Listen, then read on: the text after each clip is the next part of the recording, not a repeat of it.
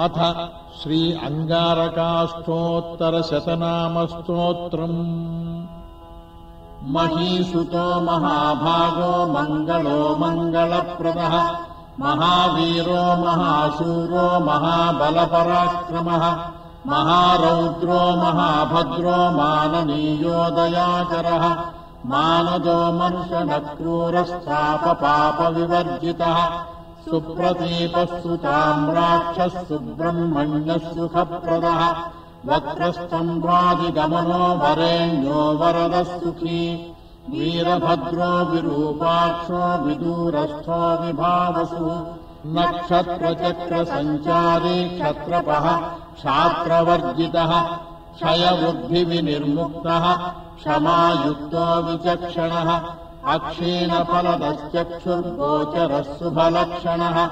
वीतरागो वीतभयो विज्वरो विश्वकारणः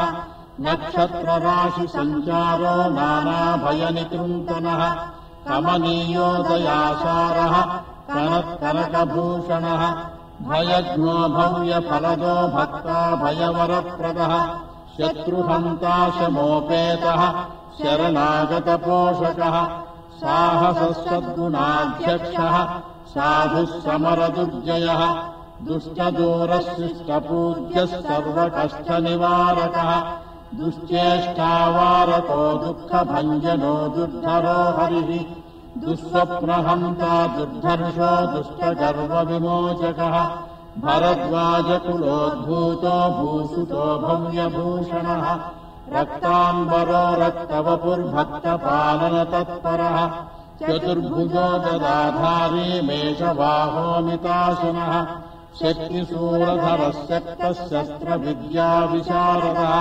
तार्किकस्तामसाधारस्तपस्वीताम्रलोचनः तप्तकाञ्चनसङ्काशो रक्तकिञ्जल्कसन्निभः गोत्राधिदेवो गोमध्यचरो गुणविभूषणः असुरगङ्गारको देशाधीशो जनार्दनः सूर्ययाम्यप्रदेशस्थो यावनो याम्यदिङ्मुखः त्रिकोणमण्डलगतो त्रिदशाधिपसन्नुतः शुचिः शुचिकरः शूरो शुचिभस्यः सुभावः मेषवृश्चिकराशीशो मेधावीमितभाषणः सुखप्रदः सुरूपाक्षः सर्वाभीष्टफलप्रदः अंगारकग्रहस्यैवं नाम्नामष्टोत्तरं शतम्। इति